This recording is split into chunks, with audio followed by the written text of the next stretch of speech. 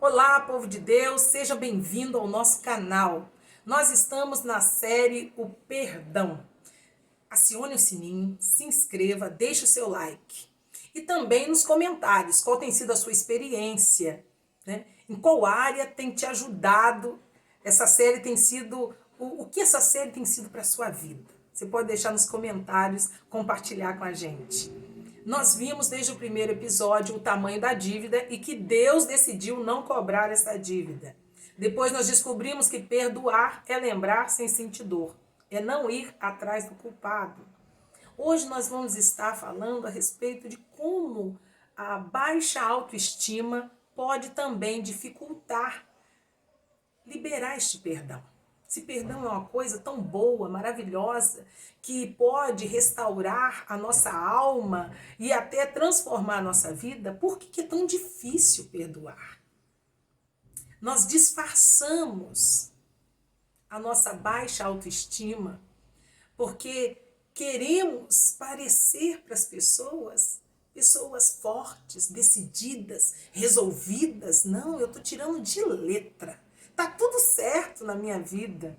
Nós não queremos transparecer que somos frágeis, vulneráveis. Aí disfarçamos a nossa dor, disfarçamos a nossa impotência diante de muitas coisas. Situações tão difíceis de lidar, situações tão adversas, indesejáveis, insuportáveis, mas que nós agora estamos por cima, bem resolvidos. O tempo vai passando e a gente vai buscando constantemente aquela autoconfiança diante das pessoas, né? Já não precisamos da opinião de ninguém, já não escutamos mais ninguém e vamos caindo numa armadilha. Aquela armadilha de nos achar até superior das outras pessoas, né? Os outros erram. Nós não admitimos erro, nós não erramos, nós estamos muito bem. Aí caímos naquele laço. Eu posso pagar o impagável. Perdão é para dívida que não se pode pagar. Se tem como pagar, vai lá e paga. É a porta de um carro? Vai lá e paga. Acabou a questão. Acabou o problema. Tá? O que precisa ser pago? O que precisa ser compensado? Restituído? Vai lá e resolve. Mas tem algumas coisas que não dá para pagar. A dignidade e a honra de alguém traído. Não dá para pagar. A morte de um filho, de um pai, uma mãe, não dá para pagar esse tipo de coisa. E a gente acha que pode viver compensando, porque está tudo certo. Eu não quero transparecer para as pessoas que eu sofro e fico constantemente reafirmando. Gente, isso cansa. Ficar constantemente se reafirmando. Eu passei uma época da minha vida que eu ficava me explicando a vida inteira para as pessoas. Só que isso foi me cansando. Explicar quem eu era, por que eu fazia as coisas. Depois de um certo tempo, eu entendi que algumas pessoas merecem resposta, outras nem tanto. E outros não merecem resposta nenhuma. Fui deixando, parei de ficar pedindo desculpa por quem eu era, desculpa porque eu fazia isso ou aquilo. Tem algumas coisas que tem explicação. E para aquilo que tem explicação, você dá uma desculpa, basta. Basta. Só que tem coisa que não tem explicação. Tem coisa que não é só negligência, é indisplicência, é uma coisa terrível que acontece na vida da outra pessoa, que é indiferença, que é abandono, que é desprezo, que não é só a ignorância, é agressão. Então tem algumas situações que chega num ponto que a gente vai entender na nossa cabecinha que merece perdão. Não basta só uma explicação. Merece perdão. Algumas coisas nós vamos confessar. Algumas coisas nós vamos explicar. Outras coisas, chega de conversa. Nós vamos perdoar. Tem coisa que não se resolve com o presente. Tem coisa que não se resolve pagando. Diz para mim quanto custa, eu pago. A integridade, a moral de alguém? Quantas vezes, meu Deus, quantas vezes injuriado, caluniado? Quantas pessoas destruídas porque a sua reputação foi jogada na lama?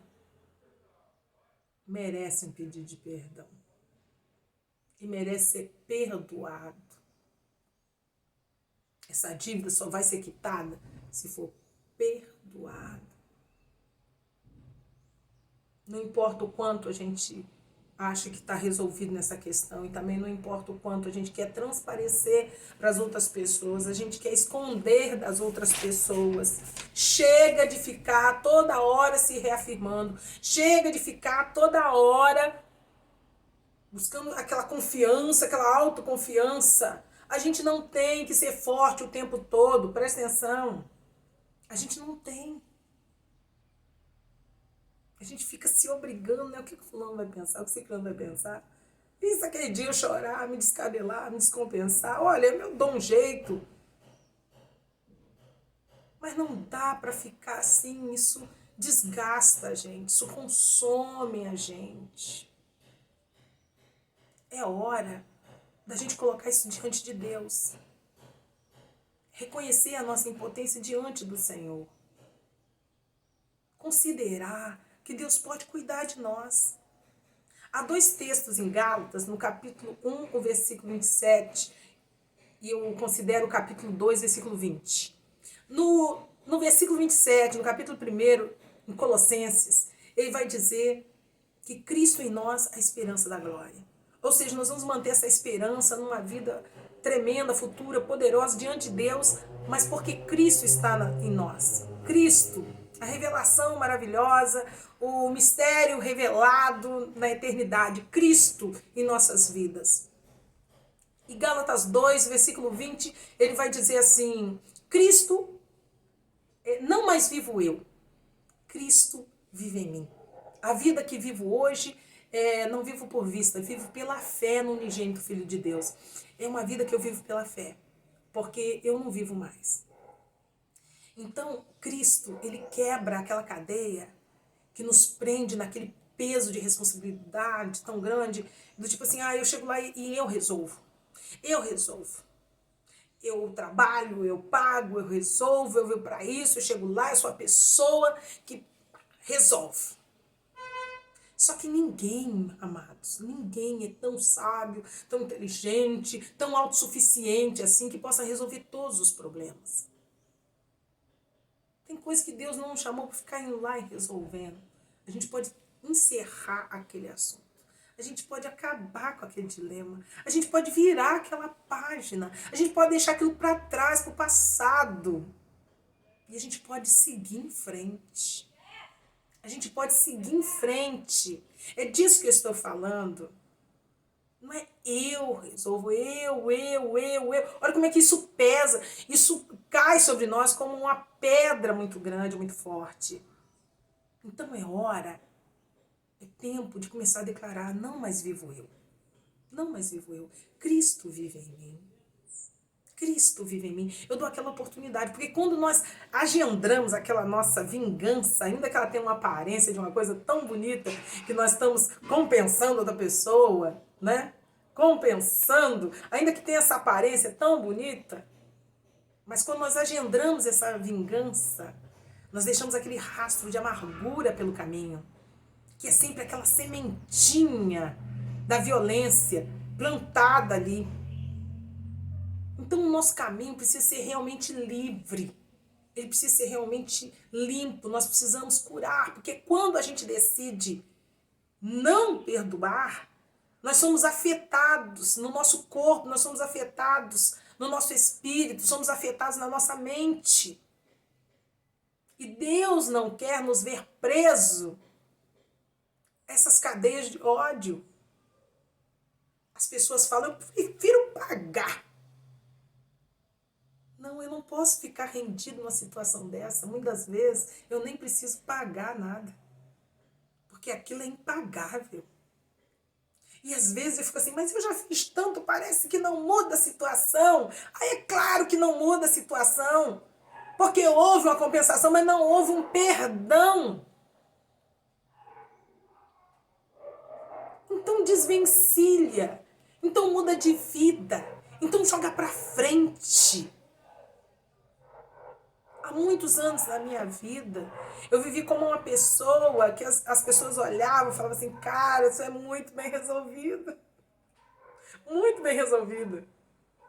Costumo dizer que perdão é uma palavra muito linda, ela é maravilhosa. Quando você não tem que perdoar alguém. Porque a hora que você tiver que perdoar alguém, essa palavra vai ser a palavra mais feia do mundo. Vai ser uma palavra triste.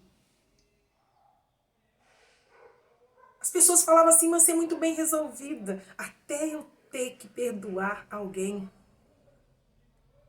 Pensa nisso. Até eu ter que perdoar alguém. Então toda hora eu acho que eu estou muito bem, eu tô resolvido. Minha questão está fechada. Aí, ó, do nada, vem uma situação. Pessoas me magoam, porque a gente fica preso nessa situação, em especial, a gente fica preso na mágoa. Pessoas me magoam. E às vezes, essas pessoas que me magoam, né, que fico ressentido com elas, coisas do dia a dia, são pessoas do meu trato, do meu relacionamento, do meu ambiente, próximas a mim. E como é que eu faço?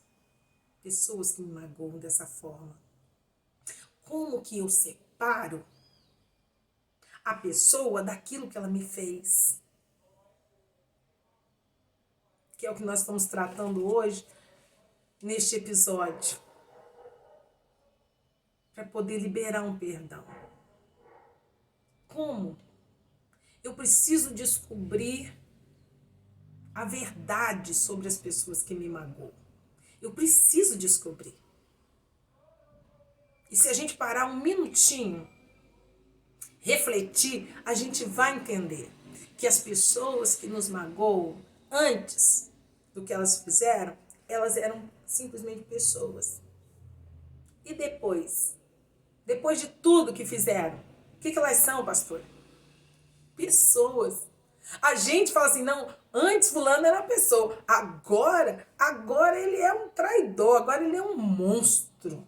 É isso que ele é, um monstro. Não é assim que a gente fala? Eu vou colocar alguns adjetivos, você coloca os seus, viu? A pessoa continua sendo um ser humano frágil. Um ser humano dependente. Um ser humano carente.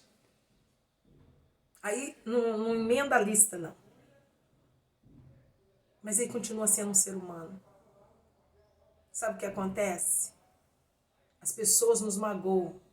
Para nós, elas deixam de ser pessoas e passam a ser monstros. Mas o que eu estou te dizendo é que continua sendo seu filho, seu esposo, continua sendo a esposa, a filha, o pai, a mãe, continua sendo o advogado, continua sendo seu sócio, seu patrão, sua patroa, continua sendo seu pastor, seu médico. Ele continua sendo a autoridade, ele continua sendo aquele líder. A verdade sobre as pessoas que nos magoam é essa.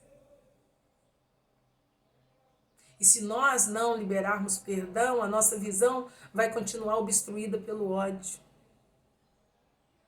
Nosso corpo, alma e mente afetado por um sentimento destrutivo que vai tirando o brilho, vai tirando a paz, vai tirando o gosto, o prazer das coisas.